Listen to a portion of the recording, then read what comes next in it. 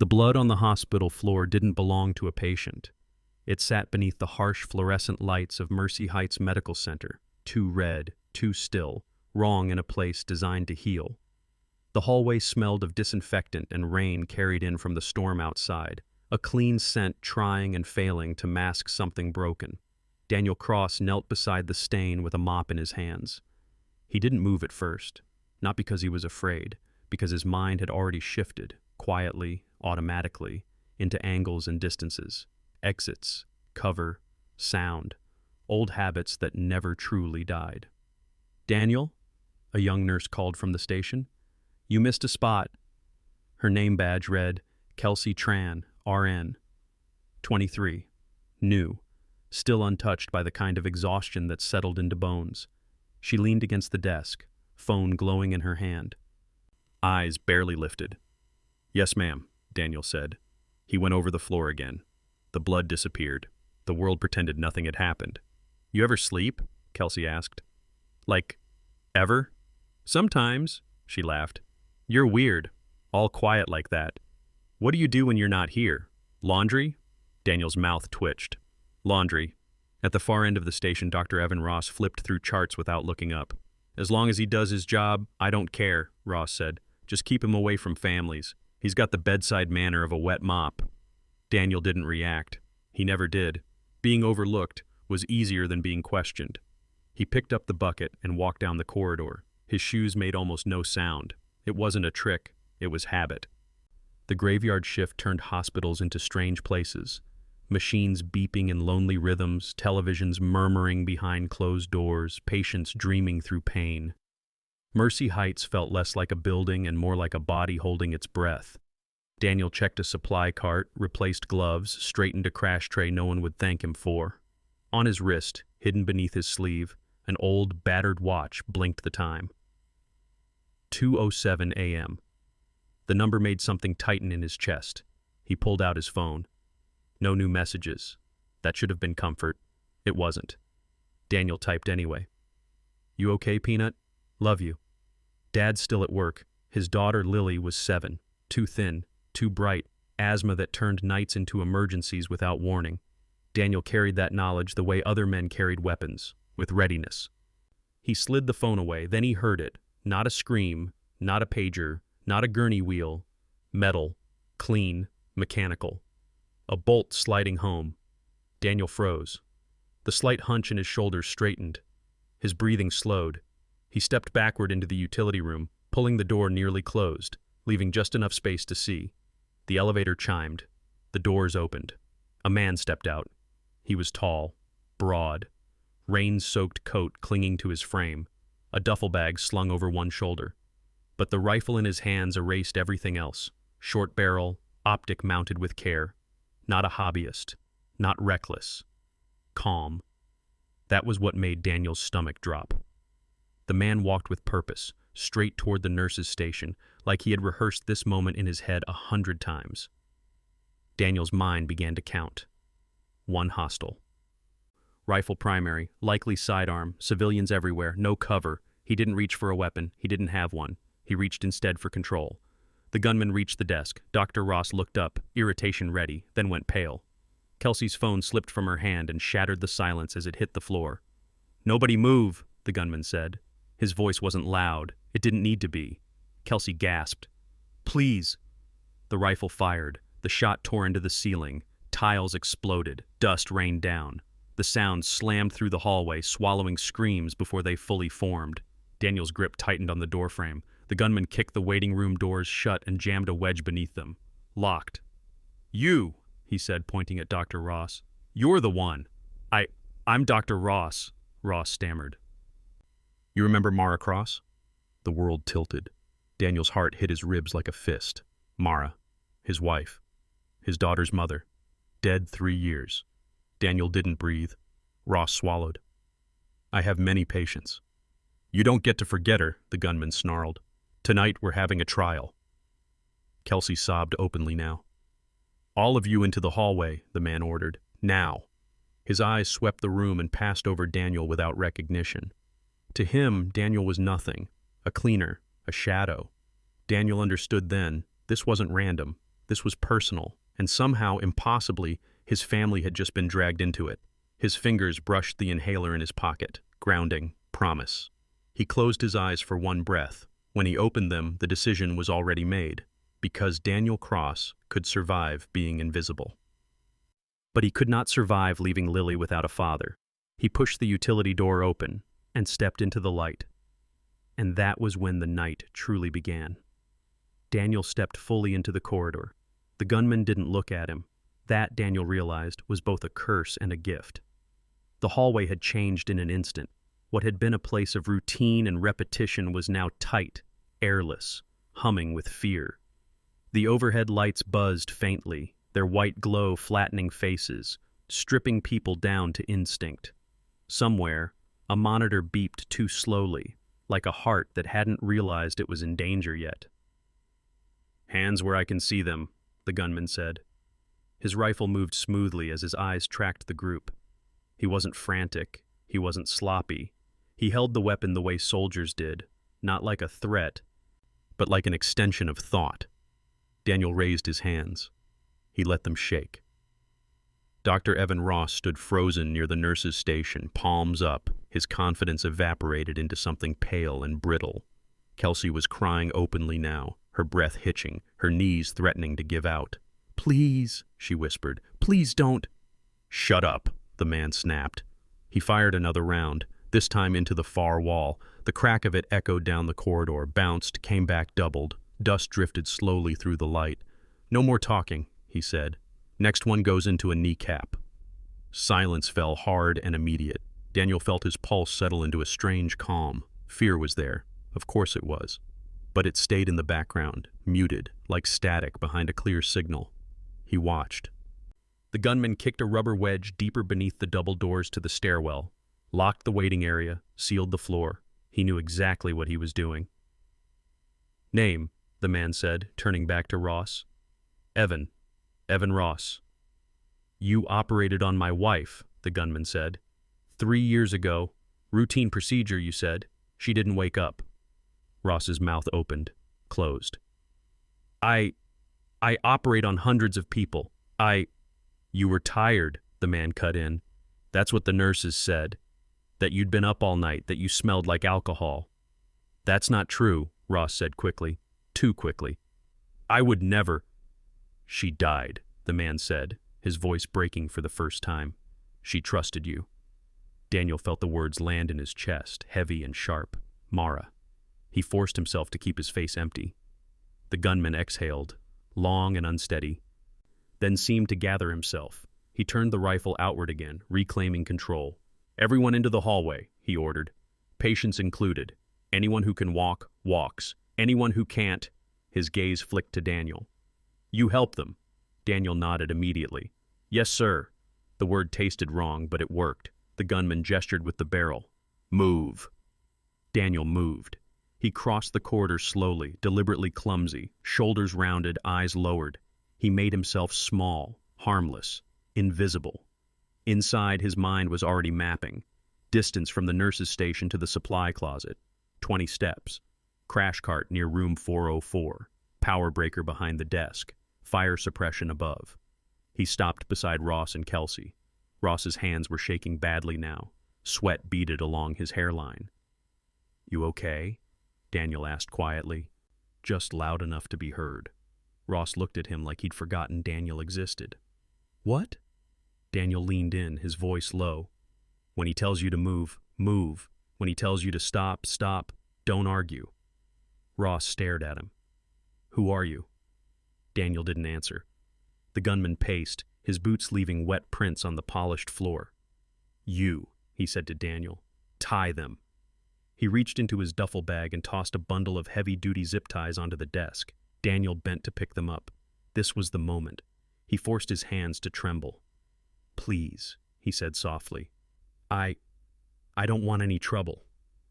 The gunman snorted. "Then do what you're told." Daniel moved behind Ross first. He looped the tie around the doctor's wrists, pulling it tight enough to look convincing, loose enough to allow movement. As he leaned close, Daniel lowered his voice to a whisper that carried no fear at all. "When I tell you to run," he said, "you run. Don't look back. Ross stiffened. What? Now, Daniel murmured, tightening the tie a fraction more. Breathe. Don't draw attention. He moved to Kelsey. She was sobbing so hard she could barely stand. Hey, Daniel said gently, his tone shifting just enough. Look at me. She did. You're going to be okay, he said. I need you calm. Can you do that? She shook her head. I can't. You can, Daniel said. He bound her wrists, leaving the same careful slack. Because you're not alone. The gunman watched them closely, but what he saw was exactly what Daniel wanted him to see. A frightened maintenance worker, hands unsteady, eyes darting. Done, Daniel said, stepping back. The man checked the ties with a cursory glance, satisfied. Good. Now start bringing patients out. Daniel nodded eagerly. Yes, sir. He turned and walked down the hall toward the patient rooms. The moment he rounded the corner and broke the gunman's line of sight, everything about him changed. The shuffle disappeared. His steps lengthened, his shoulders squared, his breathing deepened and steadied. Room 402. An elderly woman stirred as Daniel entered, confused by the noise and alarms. Sir? She croaked. What's happening? Daniel knelt beside her bed. Ma'am, there's been an emergency. I'm going to help you, okay? He wasn't lying. He scanned the room quickly, not for medication but for tools. Alcohol wipes, gauze, a portable oxygen tank. He noted the sprinkler head overhead. Fire would change everything. He moved to the next room, then the next. Each step, each glance, each small choice added to the shape of a plan forming in his head. Not a perfect one, but one that might buy time. Behind him, somewhere down the corridor, the gunman shouted, Hey, don't take too long. Daniel didn't answer. He was already calculating how close he needed to get. Because one truth had settled into him with absolute clarity. The man with the gun thought he was in control, and that meant he had already made his biggest mistake. He had given Daniel Cross room to move. Daniel moved through the patient wing with the careful speed of a man pretending to be slow. To anyone watching, he was exactly what he appeared to be. A night orderly, overwhelmed by chaos, shoulders rounded, hands full, eyes flicking nervously toward the sound of raised voices behind him. But no one was really watching. That was the danger of underestimation. It bred blindness. Room by room, Daniel checked doors, spoke softly, ushered ambulatory patients into the hallway with the calm reassurance of someone who had learned long ago that panic was contagious. Stay close to the wall. Keep your head down. Don't run unless I tell you. They listened because his voice didn't shake. In room 402, the elderly woman from before clutched her blanket like a lifeline. Daniel adjusted it around her shoulders, his movements gentle, precise. You'll be all right, he said. She nodded, trusting him without knowing why. Daniel stepped back into the corridor and paused, just long enough to listen. The gunman's boots scraped near the nurse's station. The rifle shifted. A man pacing burns energy. A man pacing makes mistakes. Daniel counted the steps. 7, turn, 5, stop. He bent slightly as if catching his breath and used the reflection in a darkened window to watch the man behind him without turning around. Tall, heavy build, tension held in the shoulders, right hand dominant. He wasn't military, but he wasn't untrained either. Daniel felt the memory rise uninvited. Gravel under his cheek, radio static in his ear, a voice counting down seconds that mattered more than prayers. He pushed it down. Not yet. He moved to the supply closet at the end of the hall and slipped inside. The door closed with a soft click. For the first time since the lockdown began, Daniel allowed himself a full breath. The room smelled of plastic and antiseptic. Shelves lined with gauze, saline, gloves, equipment meant to preserve life in controlled environments. To Daniel, it was inventory. He scanned quickly. Trauma shears, 2 pairs. Portable oxygen, half full. Defibrillator, charged. Alcohol wipes, heavy linen cart. Useful. Not weapons, but tools. Tools were enough if you understood leverage. He took the shears and tucked them into the back pocket of his scrubs, hidden by his hoodie. He pulled a folded sheet from the cart and draped it over one arm, the posture of a man still doing his job. When he stepped back into the hallway, the gunman's head snapped toward him. About time, the man barked. What are you doing? Daniel let his eyes widen. Some of them can't move, sir. I was getting supplies. The gunman studied him for a moment. Daniel forced his breathing shallow, his shoulders tight. Predators looked for defiance. He offered submission. Fine, the man said. Keep going. And don't get any ideas. Daniel nodded quickly and turned away. As he walked, he felt it clearly now. The space he'd been given. Freedom of movement. That was the mistake. Dr. Ross sat slumped against the desk, wrists bound, eyes darting between the gunman and Daniel's retreating back. Kelsey stood beside him, tears streaking her face, lips moving silently. Daniel didn't look at them. Not yet. He entered room 405. The patient inside was a middle-aged man recovering from knee surgery, panic written across his face as the distant echo of shouting filtered through the walls. Sir, the man said, what's happening? An emergency, Daniel replied. I need you ready to move when I come back. I can't walk, the man said. My leg, Daniel nodded. I know. He scanned the room again. Wheelchair. No. Bed. Locked. Curtains. Heavy fabric. Daniel's jaw tightened. He filed it away and moved on. Halfway down the hall, his watch vibrated faintly against his wrist. Not a call. A message. Daniel's heart stuttered. He ducked into an empty room and pulled out his phone. Lily. Dad? My chest feels tight.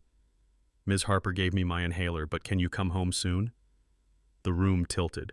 For a second, the hospital disappeared. There was only Lily, curled on a cot in an after-school program, eyes wide, breath shallow, waiting for the one person who had promised he would always come. Daniel closed his eyes. This was the moment fear tried to own him. He didn't let it. He typed back quickly, fingers steady despite the surge of adrenaline. I'm coming, Peanut. I promise. Slow breaths like we practiced. I love you. He hit send and slipped the phone away. His chest burned, not with panic but resolve. He stepped back into the corridor. The gunman was shouting now, his voice fraying at the edges. Keep your heads down! I said don't move! Daniel approached the nurse's station again, hands full of linens, posture obedient. The man swung the rifle toward him. You. Tie up the doctor tighter. Daniel swallowed and nodded. He moved behind Ross again, fingers working the zip tie, tightening it just enough to look convincing. As he leaned close, he spoke so softly Ross barely felt the words more than heard them. I need you ready, Daniel said. When I give the word, drop and crawl. Left side. Don't think. Ross's breath hitched. Who are you? Daniel didn't answer. He moved to Kelsey, retightening her restraints, meeting her eyes for just a moment. She saw something there then, something that cut through her terror. Control. I'm going to make noise, Daniel whispered. When that happens, you run. Her lips trembled. Run where? Anywhere that isn't here. The gunman watched them, impatience growing. That enough? He snapped. Yes, sir, Daniel said, stepping back. The man nodded and turned away, distracted by the sound of distant sirens filtering faintly through the storm outside. Police. Time was narrowing. Daniel glanced toward the master breaker panel behind the desk. Too far. Not yet. He shifted his weight, feeling the shears press against his back, the folded sheet draped casually over his arm. He didn't need a perfect plan. He needed proximity. And he had it. Because the man with the gun still believed Daniel Cross was exactly what he looked like. A quiet nobody. A janitor with shaking hands. A father who had no idea how close he was to losing everything. Daniel took a slow breath and stepped forward again, closer this time. And that was when he decided it was time to stop pretending. Daniel didn't rush. Rushing was how people died. He closed the distance in inches, not steps, slow enough to look hesitant, deliberate enough to look harmless. The gunman stood near the nurse's station now, rifle angled downward, attention divided between the bound doctor, the crying nurse, and the distant echo of sirens threading through the storm.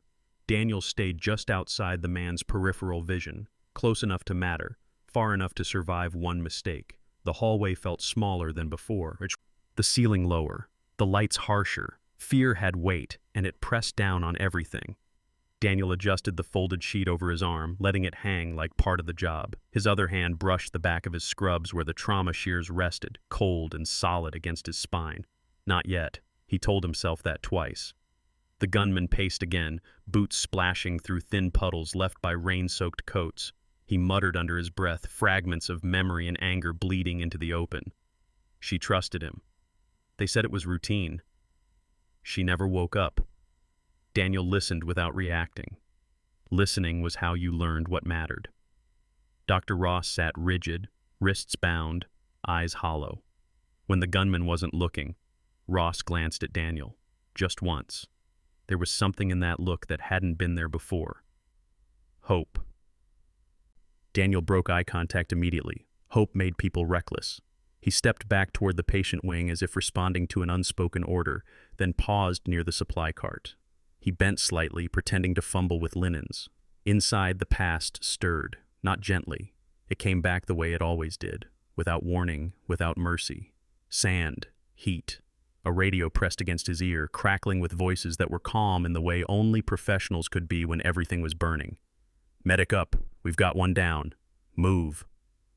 Daniel Cross had not always been a man with a mop in his hands. There had been a time when his hands had been steady for different reasons, when blood meant seconds, and seconds meant names you carried for the rest of your life. Combat medic. That was the title they'd given him. It never felt accurate. He hadn't fought to kill. He'd fought to keep people breathing long enough to see another sunrise. He'd learned how to pack wounds under fire, how to ignore his own shaking, how to speak calmly to someone who was already halfway gone. He'd learned that fear could be managed, but hesitation could not. He had left that life after the explosion, not because of his injuries. Those healed, because of the child. The small body pulled from rubble, too light, too still. Daniel remembered the way his hands had hovered uselessly, knowing before his mind accepted it that there was nothing left to save. That night had followed him home, into his marriage, into his sleep. When Mara died years later, sudden, senseless, final, Daniel had looked at Lily and known he couldn't afford to be broken anymore. So he buried the soldier, or thought he did. The gunman's voice cut through his memory. "You!" the man barked, pointing the rifle toward Daniel. "Come here." Daniel's pulse spiked once, then settled. "Yes, sir," he said, stepping forward. The gunman studied him, suspicion sharpening his gaze. "What's your name?" Daniel hesitated, just long enough. "Daniel," he said. "Daniel," the man repeated. "You military?" Daniel forced a laugh, soft, self-deprecating. "No, sir, just maintenance." The lie slid easily into place. The gunman nodded, satisfied. "Good. Then you'll do what you're told." "Yes, sir." "Bring that cart over here." Daniel obeyed. As he pushed the cart, he felt the shift inside him, the subtle realignment of something he had kept dormant for years, the part of him that understood timing, distance, intent, the part that knew this moment was approaching its edge. The gunman turned away to shout at a patient who had tried to sit up too quickly. Daniel saw his opening. Not the big one, a small one. He leaned toward Dr. Ross again, hands busy with the cart, head lowered. "Listen to me," Daniel whispered, his voice stripped of any tremor. "When the lights go out, you drop, flat. Cover your head, don't move until I tell you." Ross's breath caught. "Lights?" "Just be ready." Daniel straightened and pushed the cart into position. The gunman turned back, eyes narrowing. "What did you say to him?" "Nothing," Daniel replied quickly. "I was just telling him not to pass out." The man scoffed. "He doesn't get to pass out." He checked his watch. 2:21 a.m. "We're waiting," he said. "Police, cameras. Everyone's going to hear what happened here." Daniel felt the weight of that. Waiting favored the gunman. Action favored Daniel. He moved back toward the patient wing, this time with more urgency in his steps, just enough to look frightened. I should check on the others," he said. "Some of them need help." The gunman waved him off impatiently. "Fine, but stay where I can see you." Daniel nodded and moved down the hall. As soon as the corner broke the line of sight, he stopped pretending. His posture straightened fully now. His steps lengthened, his breathing deepened, controlled and deliberate. He entered room 402 again. The elderly woman lay on her side, eyes wide with fear. Smoke hadn't reached them yet, but the air felt thicker now, heavy with tension and the promise of something worse. "I'm going to need you to stay very still," Daniel told her softly. Help is coming. She nodded, clutching his sleeve. Daniel squeezed her hand once, then turned to the wall. His gaze traced the sprinkler head above, the electrical conduit running alongside the ceiling, the door frame. Options. Not many. Enough. He stepped back into the corridor, heart steady now, mind clear. The pretending was over. Daniel Cross had stepped fully into the man he used to be, not because he wanted to, but because the night had demanded it. And the night wasn't finished asking, because the next mistake would be the gunman's last. The gunman's patience finally ran out. On your knees, he said. The words were flat, almost casual, like an instruction you'd hear in a line at the DMV. He gestured with the rifle, the barrel steady, the motion practiced. Now. The hallway seemed to lean inward. The lights hummed louder. Somewhere down the ward, a machine alarm chirped and then fell silent, as if even the equipment knew to stay out of the way. Daniel stopped walking. He was 10 feet from the nurse's station, close enough to see the tremor in Dr. Ross's hands, close enough to hear Kelsey's breath hitch in short, panicked pulls, close enough to feel the gunman's attention settle on him like a weight. Daniel lowered his eyes. For a heartbeat, it looked like compliance. Then he lifted his head. No. The word wasn't loud, it wasn't dramatic, it carried no anger, it was simply final.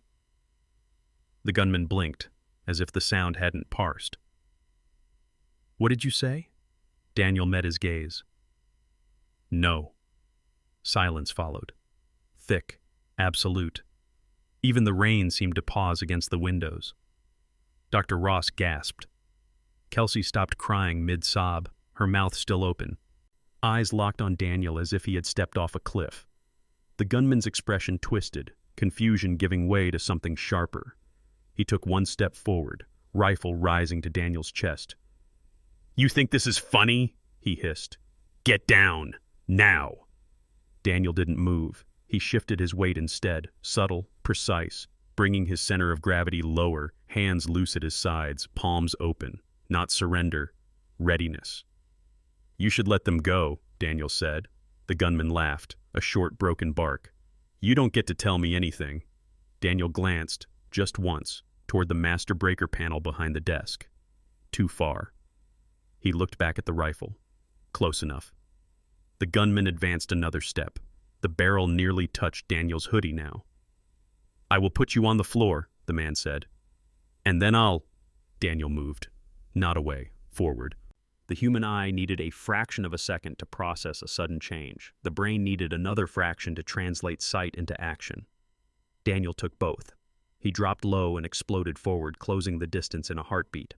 The gunman reacted fast, faster than most, but his aim went high as Daniel slid under the barrel, the rifle cracking once into the ceiling. Glass rained down in a glittering storm.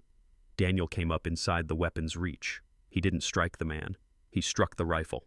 His right hand drove the trauma shears up and into the ejection port, twisting hard. Metal screamed. The bolt jammed mid-cycle. The rifle went dead in the gunman's hands. What the? The man shouted. Daniel didn't answer. The gunman swung the rifle like a club, catching Daniel across the shoulder with brutal force. Pain flared white-hot. But Daniel rolled with it, letting the blow carry him sideways instead of back. He hit the floor, slid, and came up again as the gunman abandoned the rifle and reached for his sidearm. Run! Daniel shouted. The word cut through the shock like a blade. Dr. Ross moved first, hands tearing free of the loose zip ties, body dropping low just as Daniel had warned. He grabbed Kelsey's arm and hauled her toward the stairwell. The gunman drew his pistol and fired. The shot went wide, chewing into drywall inches from Kelsey's head. They disappeared through the fire door, the heavy metal slamming shut behind them. Now there were only two, Daniel and the man with the gun. The gunman turned back, eyes wild now, rage burning through the careful planning that had brought him here.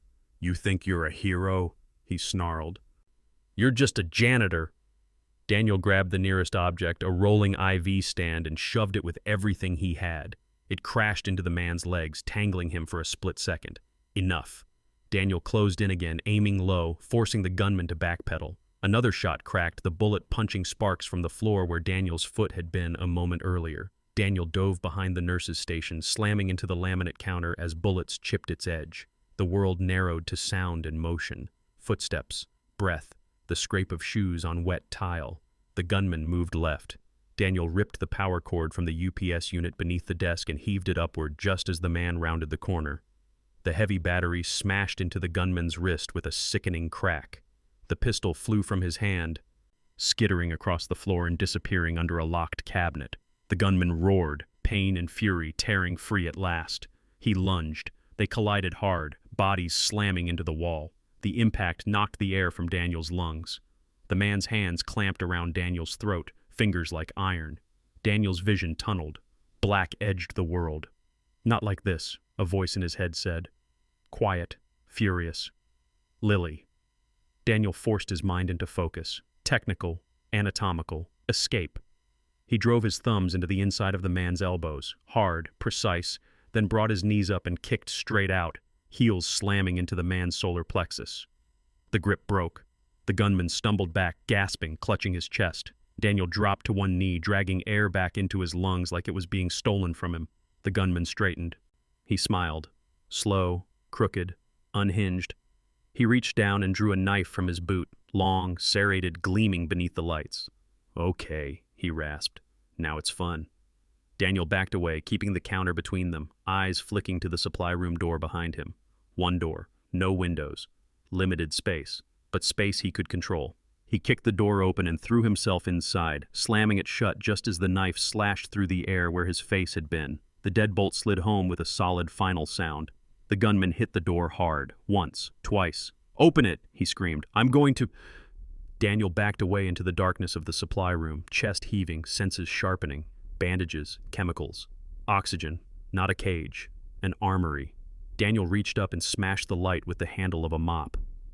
The room plunged into black. On the other side of the door, the gunman paused. The silence stretched. Then came the sound Daniel had been waiting for. A hesitant step forward. Because the moment the lights went out, Daniel thought, the fight stopped being equal, and it finally became his. The dark came fast. Not the gentle kind, no soft fade, no warning, but a hard, absolute absence of light that swallowed the supply room whole.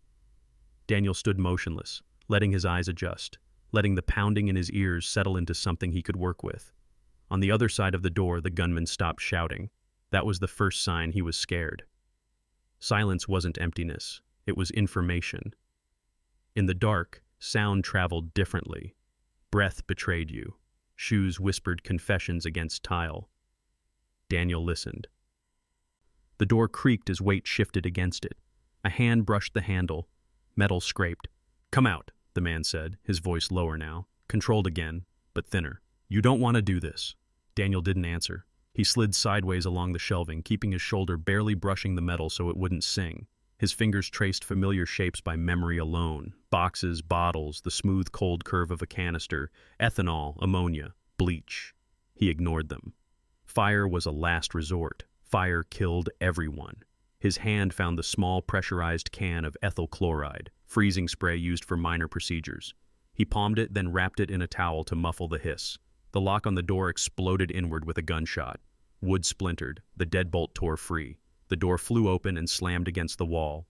Light from the hallway slicing into the darkness like a blade. The gunman filled the doorway. He held the rifle again, somehow cleared, somehow functional, and his silhouette blocked the light, turning him into a moving shadow edged with rage. "There you are," he said. Daniel wasn't. He had climbed the shelving while the man fired at the lock. He hung there now, pressed flat against the top rack, knees hooked, breath steady, body invisible against the ceiling shadows. The gunman stepped inside. One step, two. The rifle led the way. His head followed, eyes searching, adjusting too slowly. Daniel dropped. He landed behind the man, silent as falling dust. The gunman spun, knife flashing, but Daniel was already moving. He drove forward, smashing the towel-wrapped spray can into the man's face and squeezing the trigger. The hiss was soft. The effect was not. Ethyl chloride flooded the air, freezing cold, chemical and sharp. The gunman gagged, coughing, eyes watering violently as the vapor stunned his senses. Daniel rode the man's back as he thrashed, one arm locked around his shoulders, the other hand forcing the towel against his face. "Breathe," Daniel whispered. Not cruel, not kind, just instruction. The man's movement slowed, his grip weakened. The knife clattered to the floor. They crashed down together, bodies slamming into tile. Daniel rolled free and scrambled toward the door, dragging the man's coat with him, needing air as badly as the gunman did. He kicked the door open, letting the hallway light and cleaner oxygen pour in. The gunman lay on the floor, twitching, chest heaving, unconscious. Daniel leaned against the frame, sweat burning his eyes, lungs screaming. It was over, or it should have been. The alarm screamed. Code black. The words blasted through the PA system, sharp and relentless, layered with the shrill cry of the fire alarm. Sprinklers burst to life overhead, rain crashing down in icy sheets. Daniel snapped upright. Fire. He turned and looked down the hall. Smoke rolled low and thick from room 402, black and hungry, clinging to the ceiling before spilling outward. The smell hit him next. Burning plastic, linen, something electrical. Damn it, Daniel breathed. He looked back at the gunman. The man's fingers twitched. No. Daniel dragged him fully into the supply room and slammed the door, looping a zip tie through the handle and shelving bracket, wrenching it tight. He didn't check the man's pulse again. The fire mattered more. Daniel sprinted toward room 402, dropping low as smoke thickened. The heat slapped him the moment he crossed the threshold. "Ma'am," he shouted. "Can you hear me?" A weak cough answered. The elderly woman lay half off the bed, disoriented, the flames already licking at curtains and ceiling tiles. "I've got you," Daniel said, more to himself than her. He wrapped her in the heavy sheet, braced his legs, and dragged her out on the slick floor as the ceiling above collapsed in a shower of sparks. They burst back into the hallway just as the room flashed orange behind them.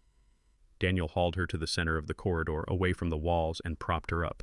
"Stay here," he ordered. "Breathe low." She nodded weakly. Daniel looked down the hall. Smoke was banking lower. Visibility dropped by the second. And there were still patients. Room 405, 406, 410. Some could walk, some couldn't. Daniel grabbed a wet blanket from a cart, threw it over his shoulders, and moved.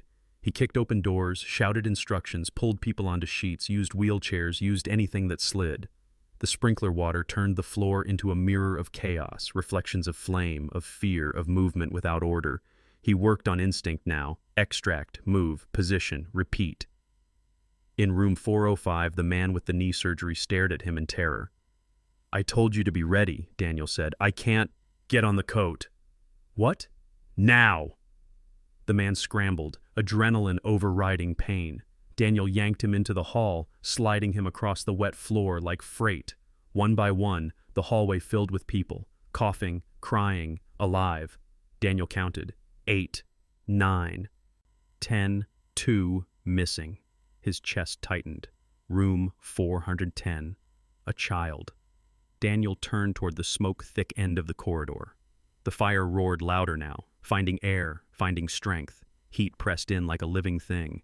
Daniel wiped water from his eyes and took a breath. He didn't hesitate. He ran, because some promises don't end when the gunfire does.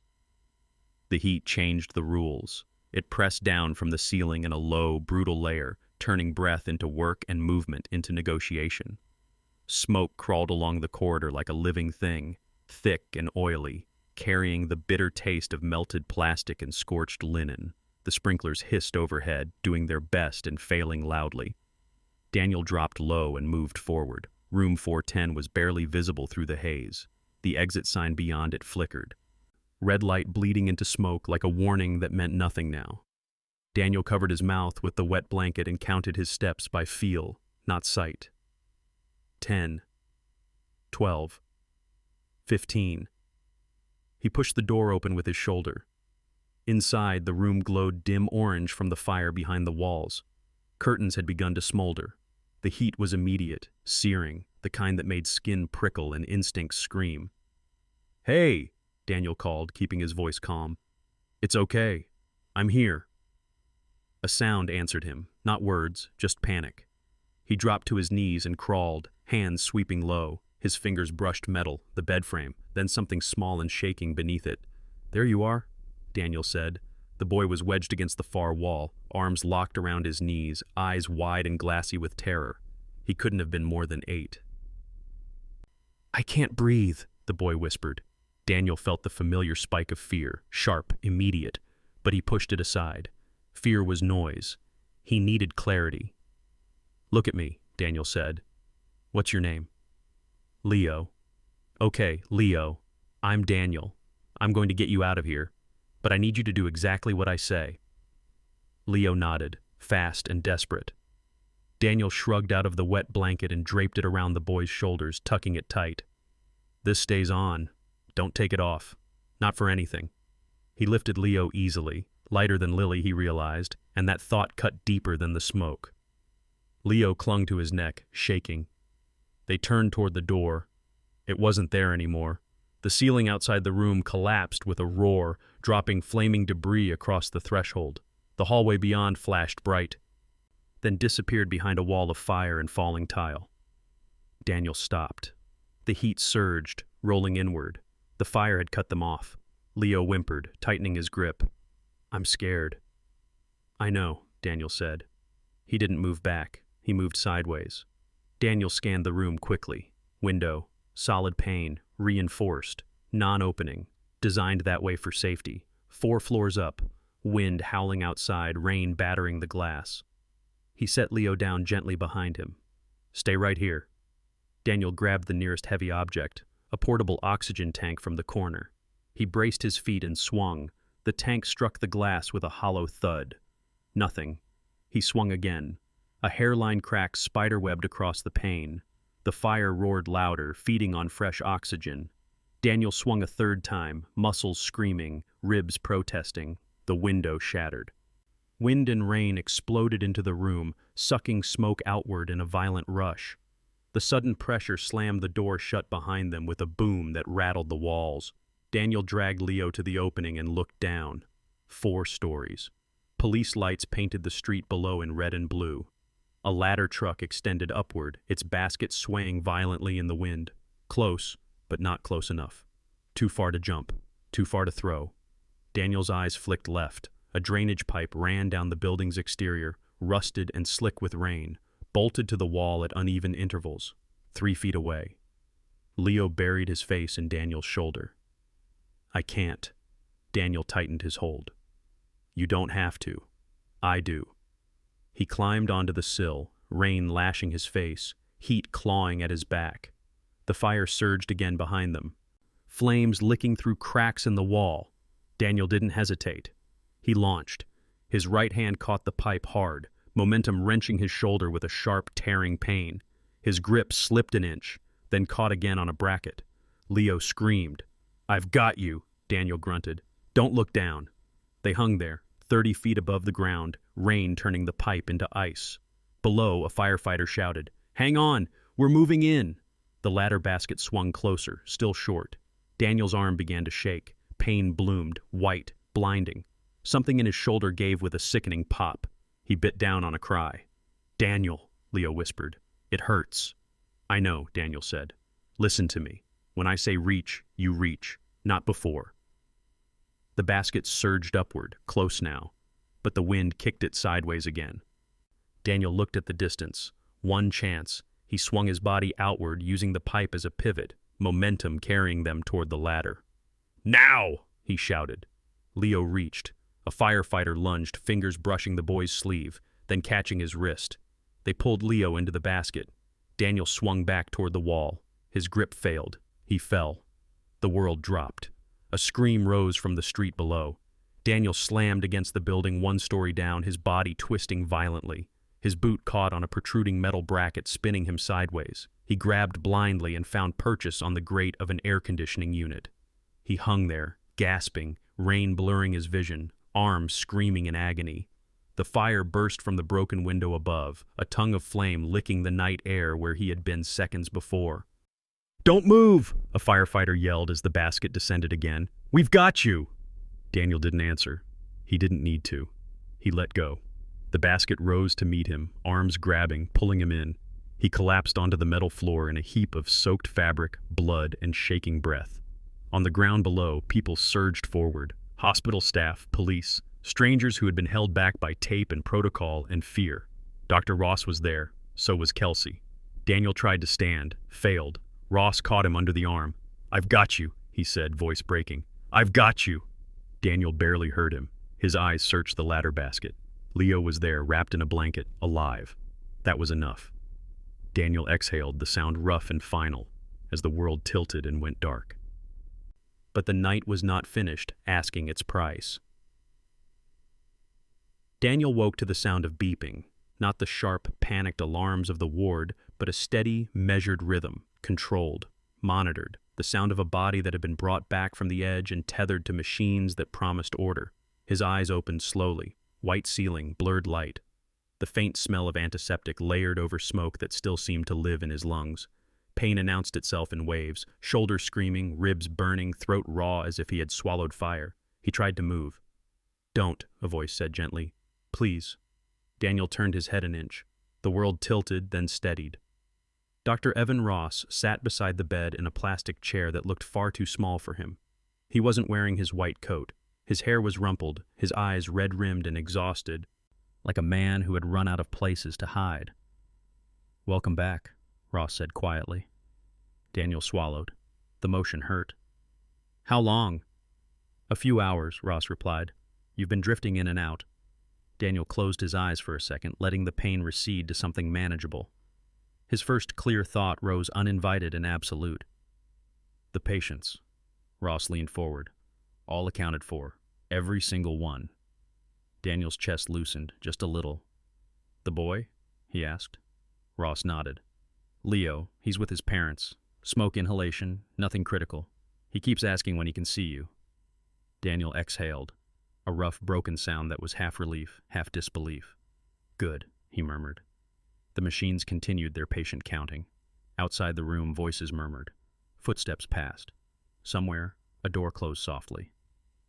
Mercy Heights was still alive, still working, even after everything it had taken. Ross cleared his throat. "They told me what you did," he said. "The firefighters, the police, everyone." Daniel didn't answer. Praise made him uncomfortable. Always had. Ross hesitated, then said, "I didn't even know your name." Daniel opened his eyes and looked at him fully now. "You do now." Ross nodded, shame flickering across his face. "I do." They sat in silence for a moment, doctor and orderly, separated now only by circumstance. "There's something else," Ross said finally. "The man." Daniel's jaw tightened. "Alive?" "Yes," Ross said. "Barely. He's in custody. He didn't resist once the fire took priority." Daniel stared at the ceiling. Good, he thought. Let him live with it. Ross shifted in his chair. "He kept saying your wife's name." Daniel's eyes closed. "I know," he said. Ross's voice dropped. "Daniel, was it true? About me? About that night?" The question hung between them, heavy and dangerous. Daniel turned his head slowly. He looked at Ross. Really looked. Not as a symbol, not as a villain or a savior, just a tired man carrying a weight he had never been forced to face until now. "You were exhausted," Daniel said. "You were human. You did what you could." Ross's breath hitched. "You're sure?" Daniel remembered that night with painful clarity. The hospital room, the monitors, the quiet panic beneath the professionalism. He remembered the smell on Ross's breath, not alcohol, coffee, burnout. "Yes," Daniel said. The lie, if it was a lie, settled gently between them. Ross bowed his head. When he looked up again, his eyes were wet. "I don't deserve that." "Maybe not," Daniel said. "But my daughter deserves a world where people don't break each other trying to carry blame alone." Ross nodded, swallowing hard. A nurse stepped into the doorway. "Mr. Cross," she said softly, "you have a visitor." Daniel frowned. "Who?" She smiled. "Someone very insistent." Before Daniel could respond, Lily appeared in the doorway. She was wrapped in an oversized hoodie, her inhaler clipped to the pocket. Her hair was pulled back in a messy ponytail, eyes wide and terrified and unmistakably his. "Dad," she said. Daniel's heart broke open. He tried to sit up, pain flaring, but Lily was already running to him, climbing carefully onto the bed, curling against his uninjured side like she had done 1,000 nights after bad dreams. You promised, she whispered into his chest. You said you'd come. I did, Daniel said, his voice thick. I'm here, she sniffed. They said you were brave. Daniel closed his eyes and wrapped his arm around her as best he could. I was just doing my job. She pulled back and looked at him with the fierce seriousness only children could muster. No, she said, you were being my dad. Ross stood quietly and backed toward the door, giving them the space he should have given long ago. Later, when the room had emptied and the machines hummed their steady reassurance, Daniel stared out the window. Dawn crept into the sky in pale bands of gray and gold, the storm finally spent. He thought about the man in custody, about the fire, about the night that had dragged the soldier back into the light. He thought about Lily breathing softly against his side, and he wondered, briefly, if the past was done with him. The answer came not as fear, but as resolve, because the night had taken nearly everything, and the morning would ask him what he planned to do next, and that question would not be easy to answer.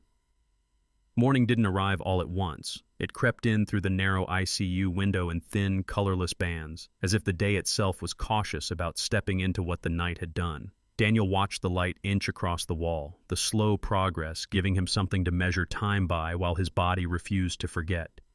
Pain had structure now, a dull burn along his ribs, a constant throb in his shoulder, immobilized and heavy, a rasp in his chest every time he breathed too deep. He cataloged it without complaint. Pain was information. Information meant he was still here. Lily slept against his side, curled small, fingers knotted in the fabric of his gown as if letting go might pull him back into the dark. Each breath she took was shallow but steady, the faint wheeze gone for now. Daniel counted them anyway. In, out, safe. A nurse entered quietly, checked the monitors, smiled at Lily, and left without asking questions. Word had traveled fast through Mercy Heights, faster than Daniel would have liked. By mid-morning, the hallway outside his room was no longer empty. Daniel heard the murmur first, voices layered together, low and reverent. Footsteps stopped and started. Someone whispered his name as if it were fragile. He closed his eyes. Fame, he thought, was just noise wearing gratitude's face. Dr. Ross returned just after 8, this time with hospital administration in tow. They stood awkwardly at the foot of Daniel's bed, two men in suits that looked out of place among machines and IV lines. Mr. Cross, one of them began, we want to... No, Daniel said quietly. The room froze. He opened his eyes and looked at them, calm and unwavering. I don't want a press conference. I don't want a plaque. I don't want cameras. The administrator cleared his throat. Of course, but you should know the city. Does Lily need to change schools? Daniel interrupted. The question landed hard. The man blinked. What? If my name is everywhere, Daniel continued, if people know where I work, where I live, does my daughter need to change schools? Silence. Ross shifted uncomfortably. No, the administrator said finally. We can manage the media. Then manage it, Daniel replied, without me. The men nodded, chastened, and retreated. Ross stayed. You didn't have to protect us, he said. Daniel looked at Lily. I wasn't. Ross absorbed that, then nodded. Later the police came. 2 detectives, respectful, measured. They asked about the gunman, about the fight, about the fire. Daniel answered what mattered and left the rest unsaid.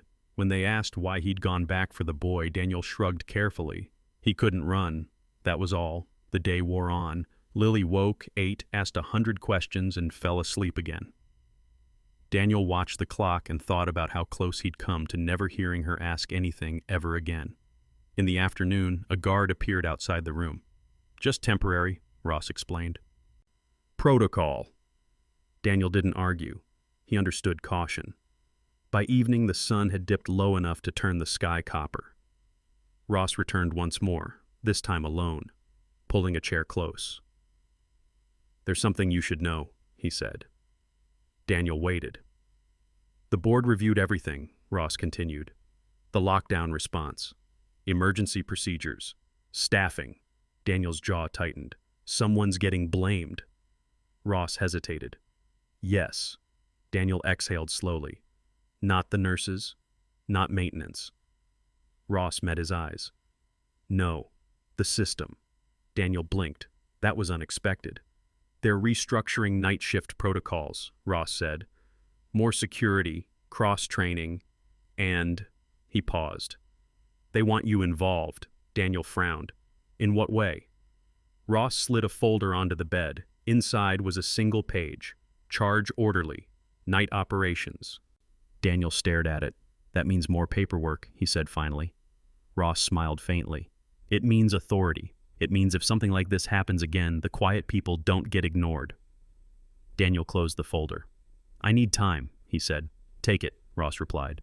But whatever you decide, thank you. Ross stood to leave, then stopped at the door. For what it's worth, he added, I don't think you were hiding from who you were. I think you were waiting for a reason to be him again. Daniel didn't respond. That night, after Lily was settled at home with a neighbor and the house was quiet again, Daniel lay awake in the hospital bed, staring at the ceiling. He thought about the man in custody, broken by grief, fueled by rage, certain the world owed him blood. Daniel felt no satisfaction in his capture, only a dull ache for the damage that couldn't be undone. He thought about the fire, the smoke, the weight of a child in his arms. He thought about the promise he had made, to bury the soldier, to be only a father. But promises, he realized, could evolve. They didn't have to break. Near midnight, Daniel reached for his phone and typed a message to a number he hadn't used in years. I'm alive. I might be ready to talk. He stared at the screen, then sent it. The reply came minutes later. Whenever you are. Daniel set the phone down and closed his eyes. Tomorrow, he would have to choose what came next. For himself, for Lily, for the quiet corners of a hospital that had learned the cost of ignoring the people who kept it standing. The night had stripped him down to truth, and the final question still waited for him, patient and unyielding. Who would Daniel Cross be now that the world could no longer pretend he was invisible? Daniel returned to Mercy Heights on a Tuesday night. Not because he had to, because some places don't let go of you just because you survived them. The shoulder sling rested heavy against his chest, a quiet reminder that bodies kept their own records long after headlines moved on. His ribs still ached when he breathed too deeply. His hand, steady now, curled instinctively when the automatic doors slid open and the familiar scent of disinfectant met him like an old truth. The lobby was quieter than he remembered, or maybe he was. The hospital had changed. 2 uniformed security officers stood near the elevators now. New cameras blinked softly from corners that had once been blind. The night shift moved differently, more deliberate, more aware. People made eye contact, people spoke names. Daniel noticed these things the way a carpenter noticed load-bearing beams. Someone had listened. He nodded to the guard at the desk. The man nodded back, respectful but not reverent. Daniel appreciated that. Down the hall, the nurses' station buzzed with low conversation. Clipboards moved, monitors hummed. Life continued, stubborn and unremarkable in the way that meant success. Mr. Cross? Daniel turned. Dr. Evan Ross stood there, coat buttoned, posture less rigid than it used to be. He looked lighter, not younger, just less armored. You're early, Ross said. Daniel shrugged. Old habit. Ross smiled faintly. They're ready when you are. They walked together, not as superior and subordinate, not as hero and witness, but as 2 men who had seen what happened when systems failed and people paid the price. The meeting room was small. Night staff filled the chairs, nurses, techs, orderlies, a janitor with gray hair and tired eyes. Faces Daniel recognized now, faces he had always seen. On the table lay a single folder. Daniel took the seat at the head without ceremony. No one clapped, no one needed to. Ross cleared his throat. This isn't an award, this isn't publicity. This is a change in how we operate. He looked at Daniel. If you're willing. Daniel opened the folder. Night operations lead. Authority without a spotlight. Responsibility without a stage. He closed it gently. I have one condition, Daniel said. Everyone leaned in. If someone on my shift raises a concern about safety, staffing, exhaustion, no one dismisses them. Not because of their title, not because it's inconvenient. Silence. Then nods. Ross spoke quietly. Agreed. Daniel stood. I'm not here to be anyone's hero, he said. I'm here to make sure we don't need one." That was enough. The meeting ended without applause. People returned to work, orders were followed, routines resumed, stronger for having been questioned. Later, Daniel walked the ward alone.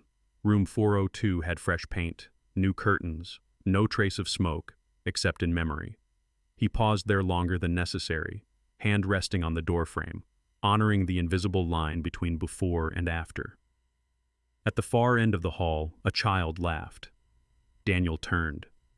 Leo stood beside his parents, coloring on a rolling tray, alive and impatient and whole. When he saw Daniel, his face lit up. "That's him," Leo said proudly. "That's the guy." Daniel crouched carefully. "Hey," he said. Leo grinned. "I told them you're strong." Daniel smiled back. "You were brave." Leo considered this, then nodded solemnly, as if accepting a title. His parents thanked Daniel with tears and words that felt too heavy to carry. Daniel listened, then let the gratitude pass through him like weather. He had learned something important. Gratitude was not something you owned. It was something you survived. At home, Lily waited up. She sat at the kitchen table with her homework spread out and her inhaler beside her notebook like punctuation. When Daniel stepped inside, she looked up. "You're late," she said. "I know," he replied. She studied his sling, his tired eyes. "Did you save anyone tonight?" Daniel set his keys down. "No." She frowned. "Then what did you do?" He knelt in front of her. "I made sure the lights worked. I made sure people listened to each other. I made sure no one got hurt." She thought about that, then nodded. "That sounds important." "It is." Later, after Lily slept, Daniel stood in the doorway of her room and watched her breathe, even, calm, safe. He thought about the message he had sent days earlier, to an old number, an old life. They had talked since, slowly, carefully, about training others, about experience being passed, not worn like armor. He didn't know where that path led yet, but he knew this. He was done hiding. Not because the world had finally seen him, but because his daughter needed to grow up knowing that strength did not require noise and courage did not require uniforms. The night outside was calm, no sirens, no alarms. Just a hospital doing what it was meant to do. Daniel turned off the light and went to bed. Tomorrow would come, and if it didn't, he was ready.